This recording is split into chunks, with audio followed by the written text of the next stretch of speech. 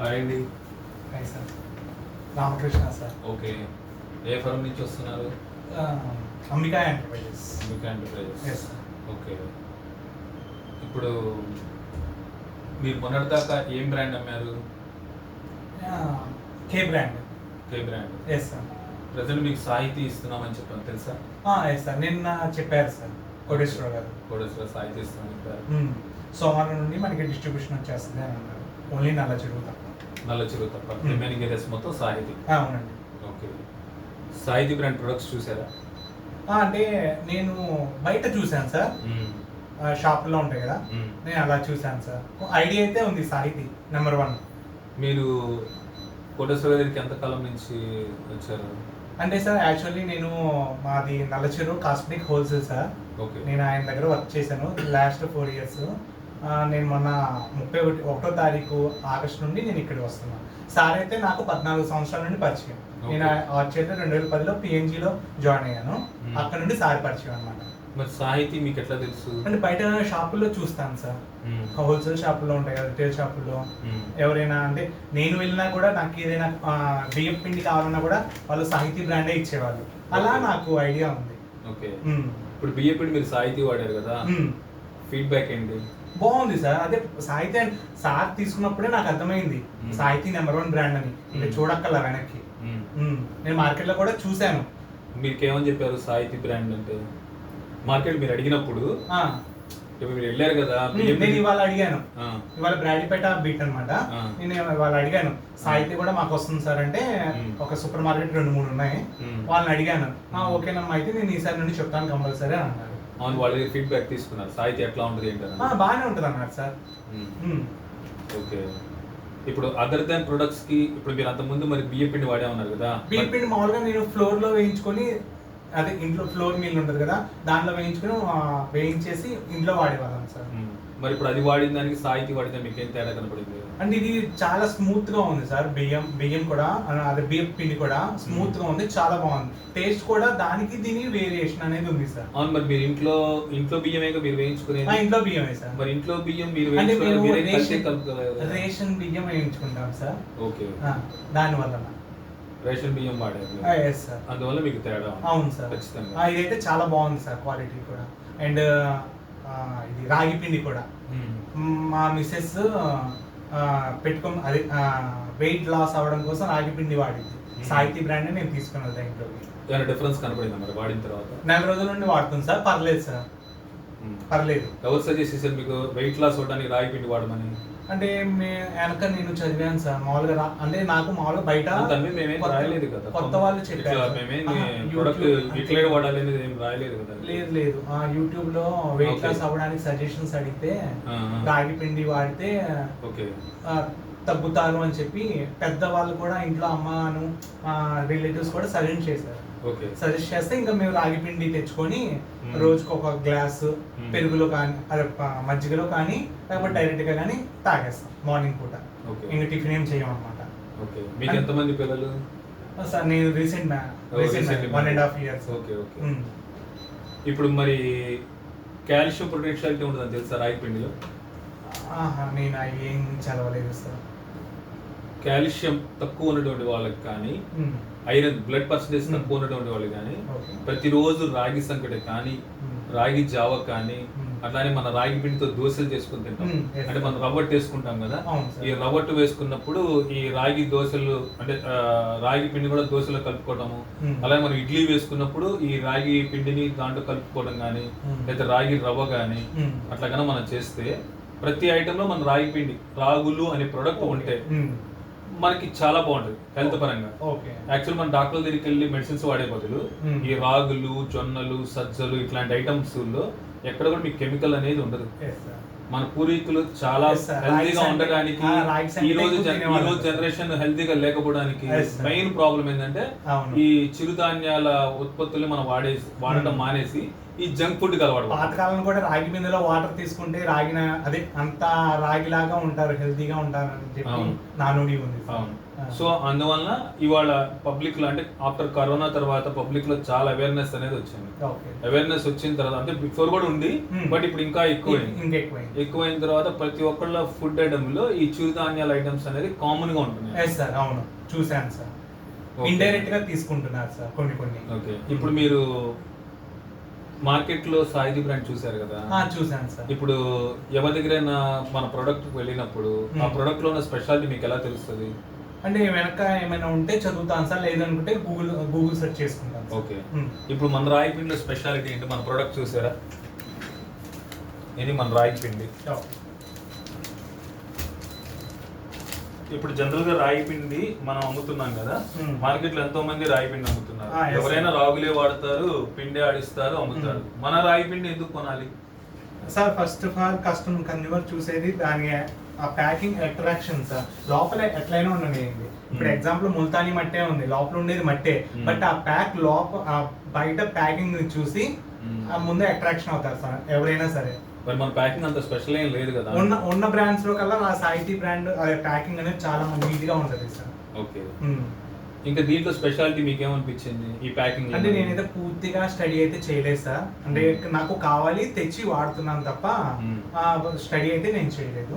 Okay, సరే ఇప్పుడు ఈ ప్యాకెట్ చూసి దీంట్లో ఉన్న స్పెషాలిటీస్ ఏంటో చెప్పండి. మీరేం అబ్జర్వ్ చేయగలుగుతారు చెప్పండి. ఇది ISO 9001:2015 certified company sir. Okay, అలాంటి కంపెనీస్ ఏమైనా ఉన్నాయా ఈ టైప్ ఆఫ్? లేదు sir. ISO certified company, international certified standard organisations submission మనకి అవకాశం ఇచ్చినటువంటిది. అంటే వాళ్ళు మన కంపెనీని చెక్ చేసి మన ఆడిట్ రిపోర్ట్స్ అనేది చూసి మనకి ఎటువంటి ప్రికాషన్స్ తీసుకుంటున్నాం అనేది చూసిన తర్వాత ఆ సర్టిఫికేషన్ అనేది మనకు వస్తుంది. అది ఇదైతే నేను లేదు సార్. ఇప్పటి వరకు మీకు నాకు తెలిసినంత వరకు కూడా ఏ కంపెనీ కూడా ఈ టైప్ ఆఫ్ యూనిట్స్ లో ఎవరు కూడా ఈ కేటగిరీ తీసుకోలేదు ఈ సర్టిఫికేషన్ అనేది.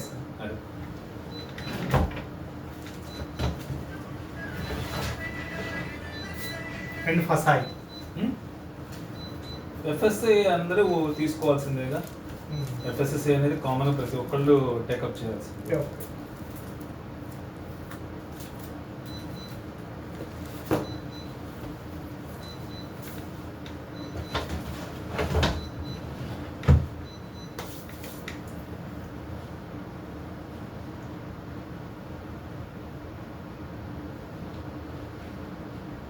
ఓకే, ఇటువంటి చెప్తాను.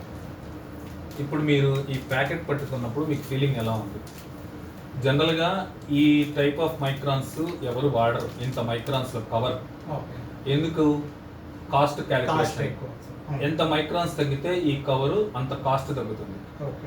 ఈ లో మైక్రాన్ కవర్ వాడటం వల్ల ఏం జరుగుతుందంటే మనము వేస్ట్ కింద పారేస్తాం, ఇవి భూమిలో త్వరగా కలిసిపోవు.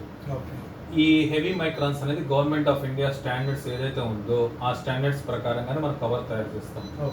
ఈ కవర్స్ ని ఏ కంపెనీ అయినా సరే బైబ్యాక్ చేసుకుంటుంది, ప్లాస్టిక్ కొనేవాళ్ళు ఎవరైనా సరే. అంటే మన వేస్ట్ కింద పారేసిన ఈ హై ఎండ్ మైక్రాన్స్ ఉన్న వాటిని రీసైకిల్ యూనిట్స్ గ్యాదరింగ్ చేస్తాయి. అంత లో మైక్రాన్స్ ఉన్నాయి గ్యాదరింగ్ చెయ్యవు. ఒకటి.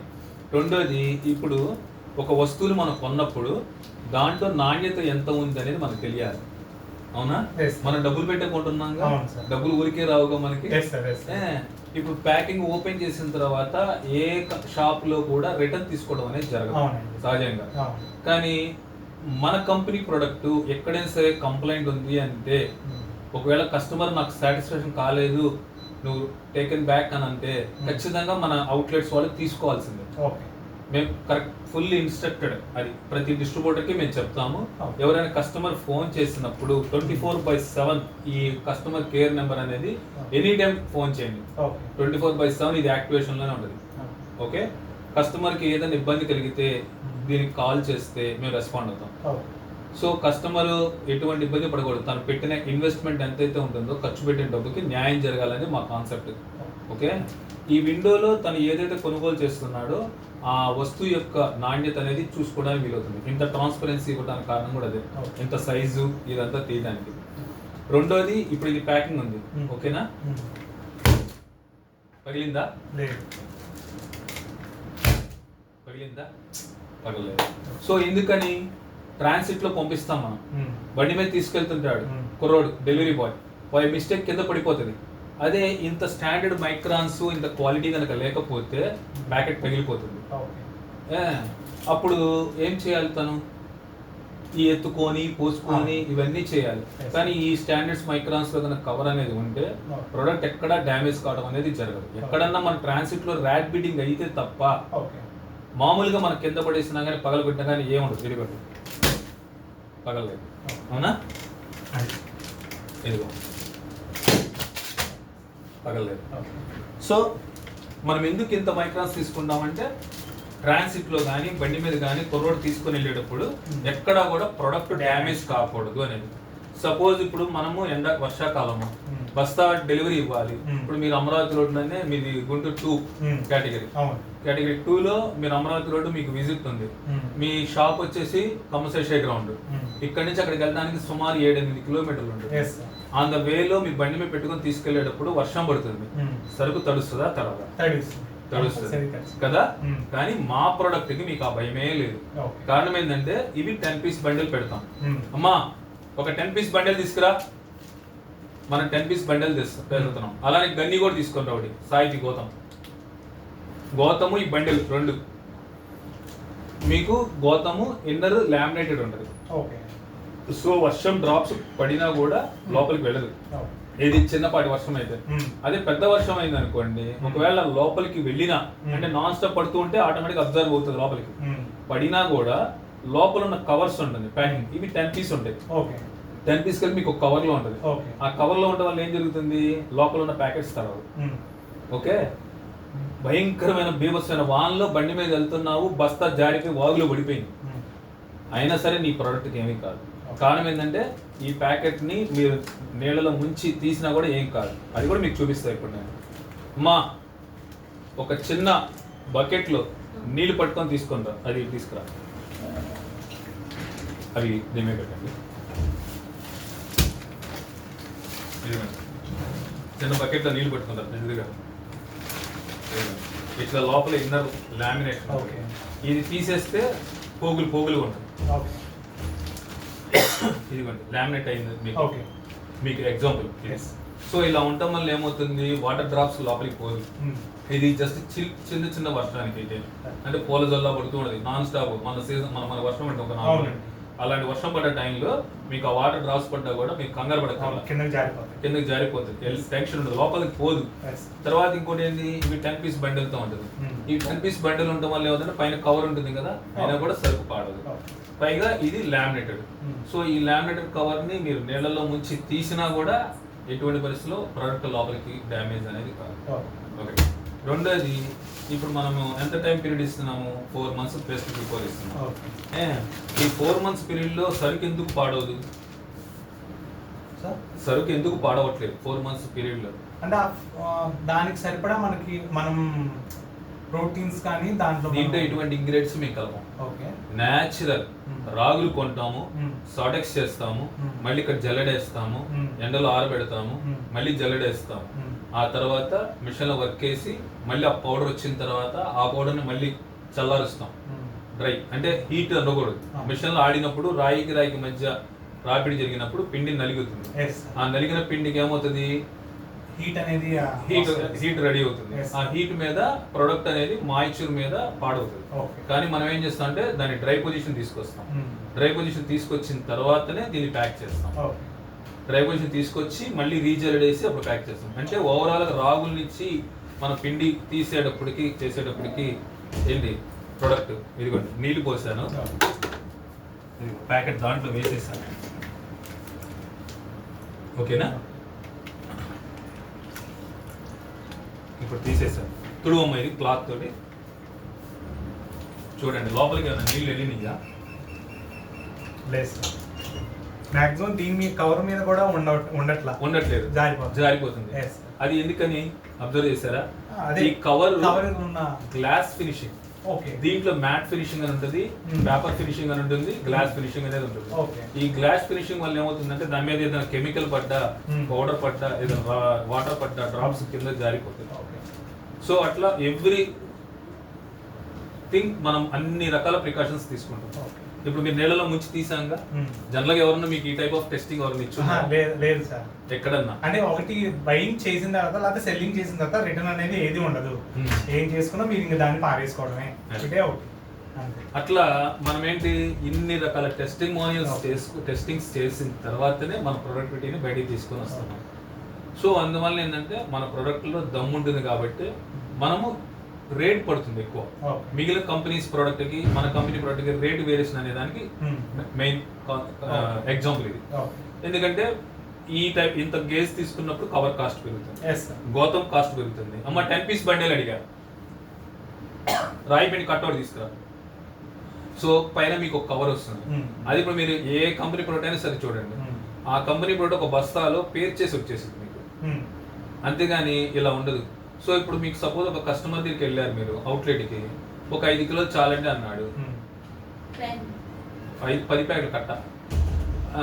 కస్టమర్ మీకు ఏమడుగుతాడు, సార్ నాకు పచ్చజొన్నలో మూమెంట్ తక్కువ ఉంటుంది, లేదా బొంబాయిలో నా మూమెంట్ తక్కువ ఉంటుంది, నాకు ఒక 5 కిలోలు చాలండి అంటారు.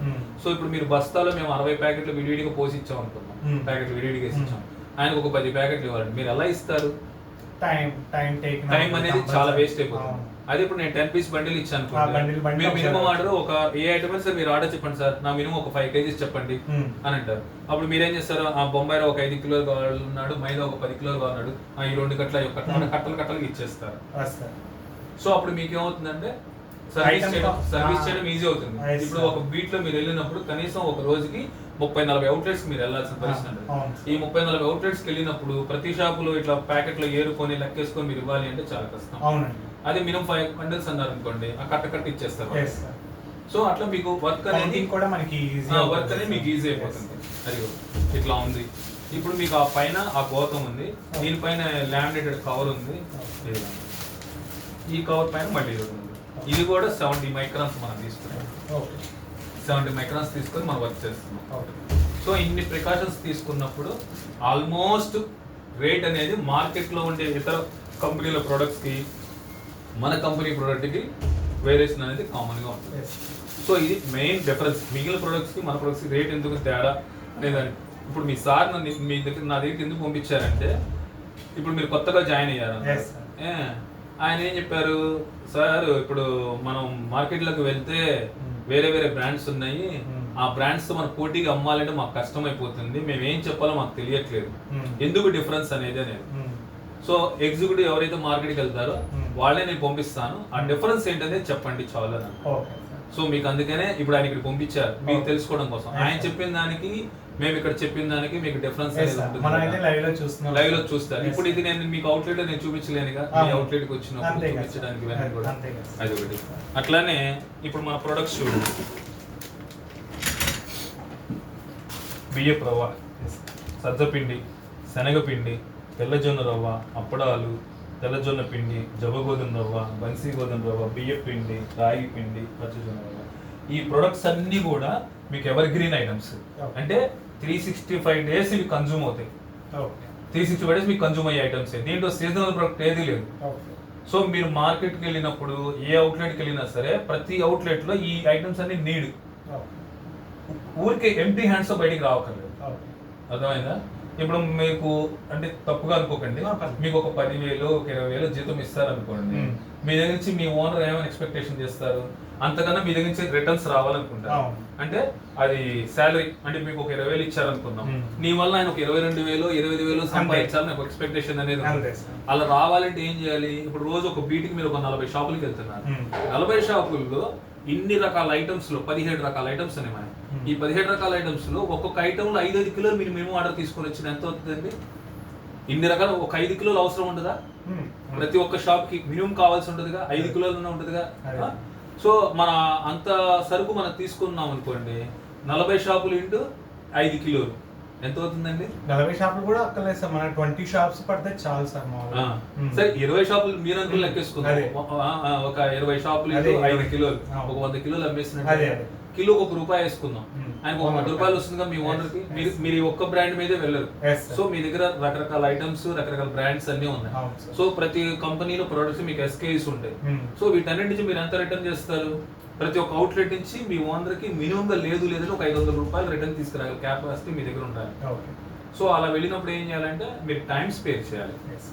మీరు వెళ్ళామా, ఎక్కామా, దిగేసామా అంటే కాదు. మీరు అవుట్లెట్లోకి వెళ్ళినప్పుడు వాళ్ళ దగ్గర మన సాహిత్య ఐటమ్స్ ఏమున్నాయి, మీరు ఇది అశ్విని అమ్ముతున్నారు అన్నారు, అశ్విని ఐటమ్స్ ఏమున్నాయి, ఎల్జింగో ఏమున్నాయి, అవి వాళ్ళు డిస్ప్లేలో కరెక్ట్గా పెట్టున్నారా లేదా, లేదా ఆ ఐటమ్ మీద వాళ్ళు ఫోకస్ చేస్తున్నారా, ఫోకస్ చేయట్లేదా, అక్కడ మనం వెళ్ళి ర్యాక్స్లో ఆ సరుకు ఏదైతుందో చూసుకోవాలి. చూసుకున్న తర్వాత మనం ఆర్డర్ బుకింగ్ చేసుకోవడానికి, సార్ జవరవ్వ మీ దగ్గర 5 ప్యాకెట్లు ఉన్నాయి సార్, ఇంకొక 5 ప్యాకెట్లు రాస్తాం, 5 అనకూడదు మనం, సరే ఒక బస్తా పంపిస్తానండి అన్నారు.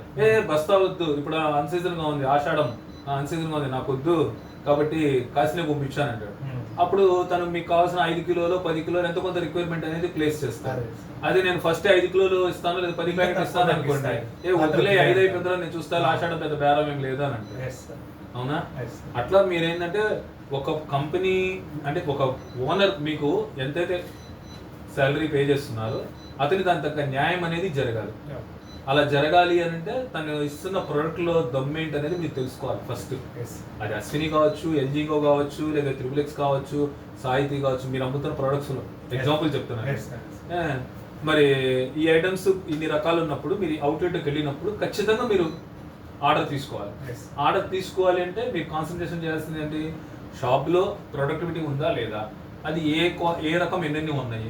సో ఇప్పుడు మనం అమ్ముతున్న బియ్యప్రవ, ఈ బియ్యప్రవ కాకుండా అదర్ కంపెనీకి ఉందనుకుందాం బియ్యప్రవ, అప్పుడు దీనికి దానికి డిఫరెన్స్ ఏంటో మీకు చెప్పాలి.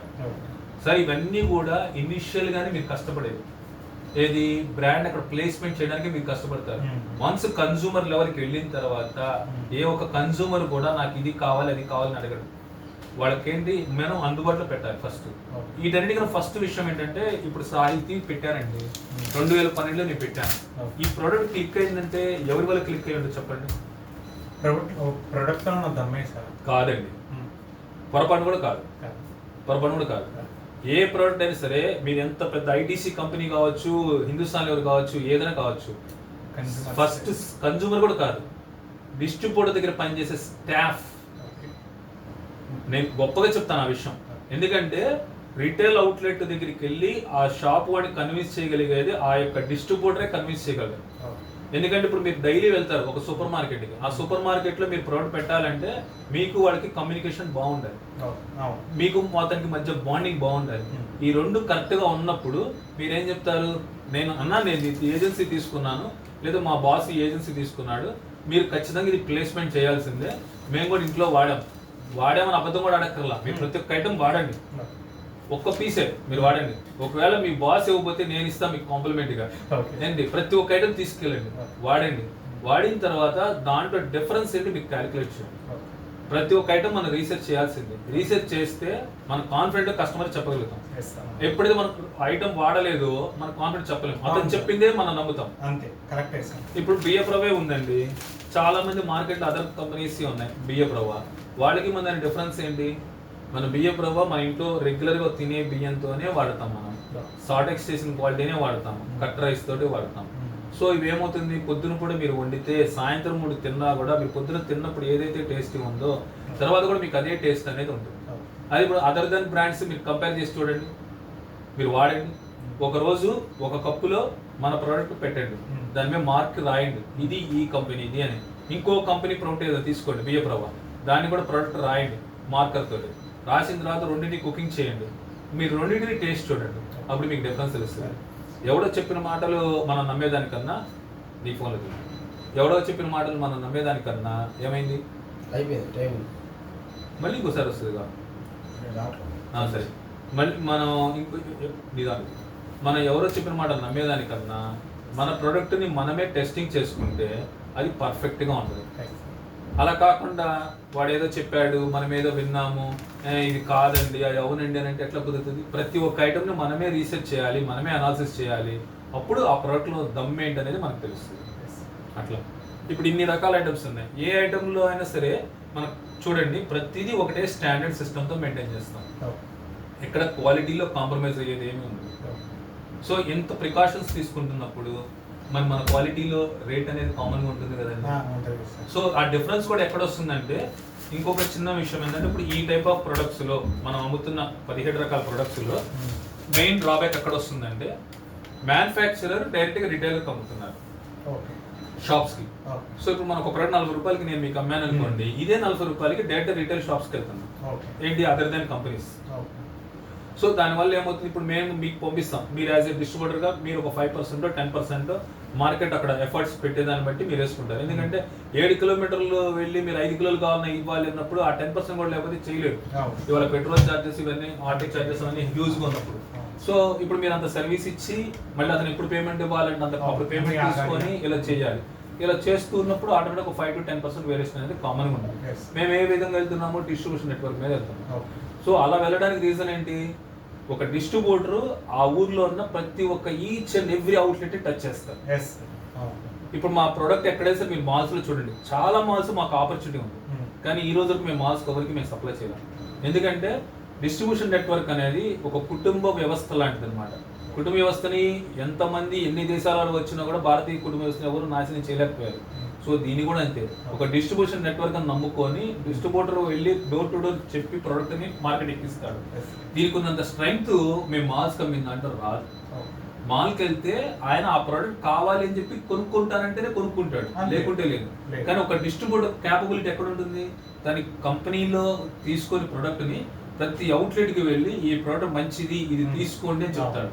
సో అట్లా ఏ కంపెనీకైనా ఎంత బ్యాక్గ్రౌండ్ ఉన్నా, వాళ్ళ ప్రొడక్టివిటీలో ఎంత దమ్మున్నా, ఫస్ట్ కస్టమర్కి రీచ్ అయ్యేది డిస్ట్రిబ్యూటర్ వల్లే రీచ్ అవుతుంది.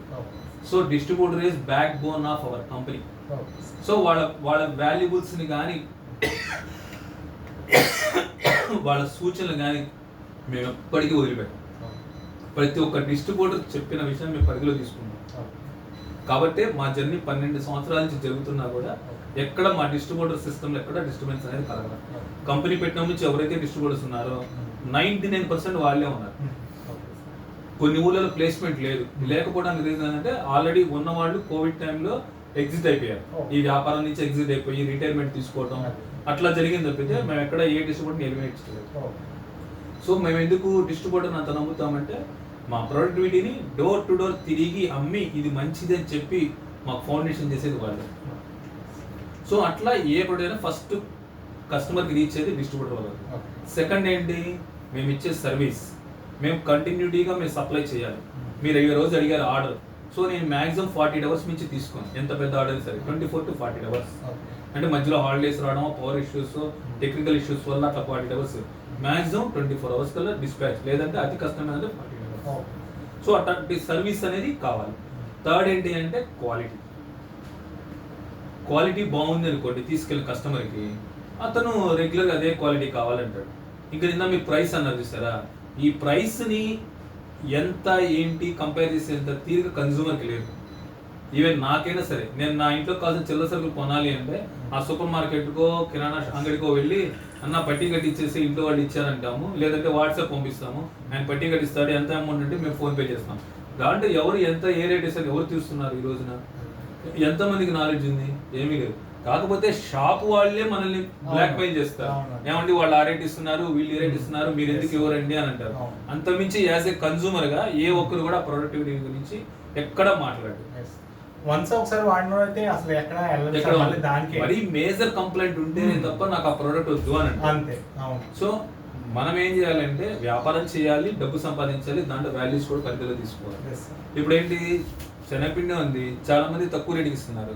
శనగపిండిలో అదర్ ఐటమ్స్ కలుపుతారు, అది అందరికి మనం పుట్టినప్పటి నుంచి వింటూనే ఉన్నాం. శనగపిండి, కారము, ధనియాల పౌడర్, ఇట్లా కొన్ని ఐటమ్స్ ఉంటాయి.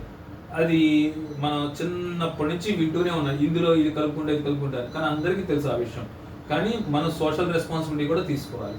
మనం అమ్ముతున్న ప్రోడక్ట్ అమ్మంగానే డబ్బు ఒకటే మనకు ముఖ్యం కాదు కదా. మన దగ్గర తీసుకెళ్ళిన కస్టమర్ 10 కాలాల పాటు చల్లగా ఉండాలి, వాడు హెల్దీగా ఉంటే, ఆరోగ్యంగా ఉంటే అప్పుడు మన దగ్గర కన్జ్యూమ్ ఎక్కువ చేస్తాడు. వాడికి బీపీ షుగర్ రోగాలు వచ్చినాయి, వాడు బజ్జీలు తినలేడు, ఏంటి లేకపోతే పకోడీలు తినలేడు. సో శనగపిండి ఎక్కడ వాడతాడు, వాడలేడు. సో మన శనగపిండి సేల్ తగ్గిపోతుంది ఆటోమేటిక్. అట్లా మనం అమ్మిన ప్రోడక్ట్ లో క్వాలిటీ ఉంటే వాళ్ళు కూడా బాగుంది అంటారు, వాడు తింటాడు. ఓకే, ఇంకొక వాటి ఏంటి, సర్వీస్ అనేది మెయిన్ ఇంపార్టెంట్. ఏ ఒక్క కస్టమర్ దగ్గర సరే మేమైతే ఒకటే చెప్తున్నాం, మీరు మార్కెట్కి వెళ్ళినప్పుడు కస్టమర్ ఏదైనా అడిగితే మీకు ఇబ్బందికరమైన పరిస్థితి ఉంటే, మీరు చెప్పలేని పరిస్థితి ఉంటే మాకు కాల్ చేయండి, మేమే ఎవ్రీథింగ్ ఎక్స్ప్లెయిన్ చేస్తాం. మీరేం కంగారు పడాల్సిన పనేం లేదు. ఎందుకంటే మీకు అంత పూర్తి నాలెడ్జ్ ఉండొచ్చు, ఉండకపోవచ్చు, మీకన్నా అవతల వ్యక్తికి ఎక్కువ నాలెడ్జ్ ఉండొచ్చు. సో ఆయన మిమ్మల్ని క్రాస్ చేస్తాడు, మీ లిమిట్స్ దాటిపోతాడు, అప్పుడు మేము ఎవ్రీథింగ్ ఎక్స్ప్లెయిన్. ఇంకేమున్నాయి మీకు డౌట్స్? డౌట్స్ అంటే ఏం లేవు సార్. అంటే వన్స్ ఒకసారి మార్కెట్లోకి వెళ్తే కానీ మనకి ఆ డౌట్స్ అనేవి ఒకటి వస్తూ ఉంటాయి సార్. అంటే కన్జ్యూమర్స్ క్వశ్చన్ చేస్తారు అలా. ఓకే,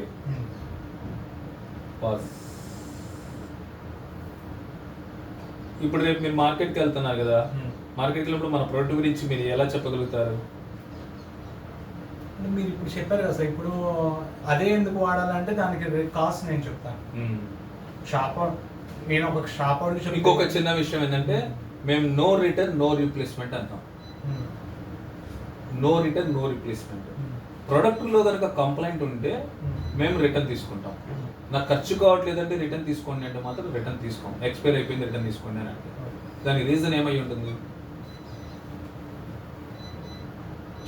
అంటే ఆయన దగ్గర ప్రోడక్ట్ స్లో మూవ్మెంట్. మీకు ఎన్ని కావాలంటే అన్ని ప్యాకెట్స్ మేము ఇస్తున్నాం, మీరు ఎన్ని కావాలంటే అన్ని ప్యాకెట్స్ కస్టమర్కి ఇస్తున్నారు అవుట్లెట్.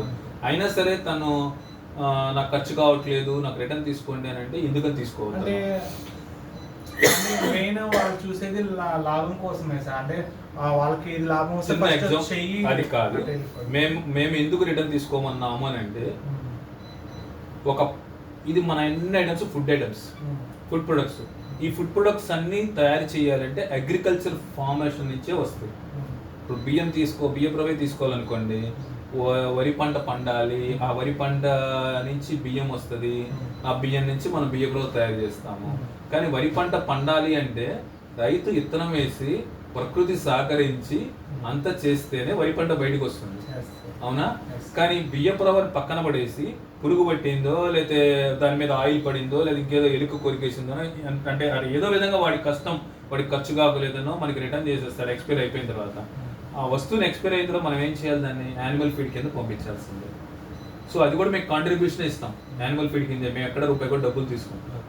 ఓకే, అది కూడా బాగున్న కండిషన్ ఉంటే పర్వాలేదు, యానిమల్కి తిన్నా కూడా కౌ ఫీడ్ కింద వెళ్తే అది పర్వాలేదు తినొచ్చు అంటేనే పంపిస్తాం. లేదంటే అది స్క్రాప్ పక్కన బయట చెత్తలో పారబోయడం దాన్ని. కానీ ఆ పంట పండించడానికి రైతు ఎంత కష్టపడితే పంట వచ్చిందో ఆలోచించాలి. పారేయడానికి ఎంతసేపు కావాలండి? అదే ఇప్పుడు మేము అలా కండిషన్ పెట్టలేదు అనుకోండి, సార్ రాయి పిండా ఓ 10 బస్తాలు పంపించండి అనేస్తాడు, తీసుకుపోతాడు. అడుగున బస్తా అడుగునే ఉంటుంది, మళ్ళీ నువ్వు వెళ్తావు ఆర్డర్ తీసుకుని, మళ్ళీ 5 సంవత్సరం అడుగు బస్తా అట్లానే ఉంటుంది. సార్ మీరు రిటర్న్ తీసుకుంటా అన్నారు కదా, తీసుకోరేంటి అని అంటాడు. ఇక్కడ రాయి పిండి బస్తా తీసుకొస్తాం, 1 సంవత్సరమో 6 నెలల తర్వాత మనకి ఇస్తాడు. ఎక్స్పైర్ అయిపోయిందంటే మీరు తీసుకోవాల్సిందే అని అంటాడు. అప్పుడు మనం ఏం చేయాలి దాన్ని? సరే పర్లేదు అంటేనేమో ఆ కౌ ఫీడ్కి పంపిస్తాం, పాలేదంటే మనం తీసుకెళ్ళి కాలంలో పారవేయాలి. సో డబ్బుకి డబ్బు వృధా. పంట పండాలి అంటే చాలా కష్టం. ఆవులు పెట్టడానికి చాలా దొరుకుతాయి, వెజిటబుల్ వేస్టేజ్ ఉంటుంది, గ్రాస్ ఉంటుంది, అన్నీ ఉంటుంది. కానీ ఇది మనం తింటాం, మనం అది తినలేం కదా. సో అప్పుడు పంటని ఎలాగా మనం పాడు చేయాలి? కేవలం ఆ ఒక్క కాన్సెప్ట్తోనే మేము నో రిటర్న్ నో రీప్లేస్మెంట్ అని చెప్పిన కారణం. అంటే మనం వ్యాపారం చేయాలి, సేమ్ టైం దాంతోపాటు మనకు సోషల్ రెస్పాన్సిబిలిటీ కూడా ఉండాలి. సోషల్ రెస్పాన్సిబిలిటీ లేకుండా మనం వ్యాపారం చేస్తే ఎంత డబ్బు సంపాదించిన ఉపయోగం ఉందండి? మన భావితరాలకి న్యాయం జరగదు కదా. సో మా కాన్సెప్ట్ అది. దానివల్లనే మీకు రేటు వేరియేషన్స్ అనేది, మనం క్వాలిటీలో ప్రికాషన్స్, ప్యాకింగ్ మెటీరియల్ ప్రికాషన్స్ తీసుకోవటం, హైజెనిక్గా తీసుకోవటం. చూసారుగా ఇప్పుడు ఇదంతా గ్లాస్ ఛాంబర్స్ మన కంపెనీలు మౌలాలు చూపించు చూడండి. ప్యాకింగ్ చేసే చోట కానీ, లోపల మిషన్ హాల్ కానీ, ఎవ్రీథింగ్ గ్లాస్ ఛాంబర్స్. ఎవరిని మేము ఎలా చేయం లోపలికి వర్క్ స్టార్ట్ అయిన తర్వాత. అది సో ఇంత హైజెనిక్ కండిషన్లో ఫుడ్ ప్రోడక్ట్ తయారైన తర్వాత ఆటోమేటిక్గా మేము తీసుకునే ప్రికాషన్స్ వల్ల కాస్ట్ అనేది ఒక 10-15% అనేది వేరియేషన్ అనేది ఉంటుంది. అది పెద్ద లెక్కలో కాదు, నెగోషియబుల్. రిటైలర్ కూడా మనం మంచి మార్జిన్ ఇస్తున్నాం ఆయన అమ్ముకోవడానికి. కానీ ఆయన ఇంకా రేటు అని అంటే, ఇప్పుడు మీ దగ్గర నుంచి సర్వీస్ వెళ్తుంది కాబట్టి ఆ 5% మీరు ఛార్జ్ చేస్తున్నారు. అది కంపెనీ డైరెక్ట్గా వెళ్ళింది అనుకోండి, మీకు ఏదైతే ప్రైస్ ఇచ్చామో అదే ప్రైస్ మేము వాళ్ళకి ఇస్తాం. లేదు వాళ్ళు మా దగ్గరికి వచ్చా మేము ఇస్తాం. కానీ మేము దాన్ని తీసుకోలేదు. అట్లా ఇంకొక కొంతమందికి ఎంప్లాయ్మెంట్ ఇచ్చినట్టు ఉంటుంది. అది ఇప్పుడు మీ డిస్ట్రిబ్యూటర్ కోటేశ్వరరావు గారు. సో ఆ కోటేశ్వరరావు గారి దగ్గర మేము ఇట్లా ఏఎన్సీ పెట్టబట్టి ఆయన మిమ్మల్ని ఎంప్లాయ్మెంట్ గా రిక్రూట్ చేసుకున్నాం. సో ఆయనకు ఒక ఉపాధి ఉంటుంది, మీకు ఒక ఉపాధి అనేది ఉంటుంది. ఇలా ఉంది కాబట్టి మనం మార్కెట్లో సర్వే అవ్వగలుగుతాం. అట్లా ఎక్కువ మందికి ఎంప్లాయ్మెంట్ ఇవ్వడానికి కూడా ఈ ఛానల్ అనేది ఉపయోగపడుతుంది. అదే నేను మాల్స్కి వెళ్ళిస్తే ఆ డబ్బు మొత్తం ఎక్కడికి వెళ్తుంది, కార్పొరేట్కి వెళ్తుంది. సో అందుకనే మా కంపెనీ అనేది కంప్లీట్లీ మాల్స్కి వ్యతిరేకం. కుటీర పరిశ్రమ అనుకోండి, కుటుంబ పరిశ్రమ అనుకోండి, ఏదైనా కానీ మన డిస్ట్రిబ్యూషన్ నెట్వర్క్నే మేము ఇంపార్టెన్స్ ఇస్తాం. సో ఎవ్రీ డిస్ట్రిబ్యూటర్కి మేము ఒకటే చెప్తున్నాం, మీరు కంపెనీని నమ్ముకున్నంత కాలం కూడా కంపెనీ మీకు ఎటువంటి అన్యాయం చేయదు. మీరు ఎవరైతే మార్కెట్ ప్రొడక్ట్ చేస్తారో మీరు చేసుకున్నంత కాలం మీకే. మీ ఊర్లో బిజినెస్ పెరిగిన తర్వాత, మీరు బిజినెస్ పెంచుకున్న తర్వాత మీ వాటాని షేర్ చేయడం కానీ, మిమ్మల్ని ఇంకోళ్ళకి మిమ్మల్ని తీసేసి మీకన్నా క్యాపిటల్ ఉన్న వాళ్ళు ఎవరైనా వస్తే మిమ్మల్ని తీసేసి వేరే వాళ్ళకి ఇవ్వడం అనేది కానీ మేము ఎట్టి పరిస్థితిలో చేయం. ఈ 12 సంవత్సరాల నుంచి మేము చేసింది అదే. ఇన్ ఫ్యూచర్లో కూడా మా నెక్స్ట్ జనరేషన్ ఈ మేనేజ్మెంట్లోకి వచ్చినా సరే మేము అదే కంటిన్యూ చేస్తాం. ఇట్ వెరీ వెరీ ప్రామిస్ అనమాట. ఎందుకంటే మామిడి మొక్క నాటుతాం, మామిడి మొక్క నాటిన తర్వాత ఆ చెట్టు ఎదిగి కాయ రావడానికి కనీసం 5 నుంచి 6 సంవత్సరాలు పడుతుంది. సో మీరు కూడా ఒక ఊర్లో ప్లేస్మెంట్ తీసుకొని మీరు కష్టపడి చేసిన తర్వాత ఒక 5 ఏళ్ళు కష్టపడితే మార్కెట్ ఎక్కుతుంది, బాగా విపరీతంగా చేసేస్తారు. సో ఈ స్టేజ్లో మిమ్మల్ని చీల్చి ఇంకోటికి ఇచ్చి 1 టోన్ ఒకటి, 2 టోన్ ఒకటి, హోల్సేల్ ఒకటి, రీటైల్ ఒకటి అట్లా కనుక ఇస్తే సో మీ వాటా షేర్ అయిపోతుంది. మీరు ఎంతకాలం పడ్డ కష్టం వృధా అయిపోతుంది. సో అలాంటి పిచ్చి పని అనేది మా కంపెనీలో ఎప్పటికీ జరగదు. అది ఓకేనా? Thank you, all the best అండి. రేపటి నుంచి మీరు మార్కెట్కి వెళ్తున్నందుకు.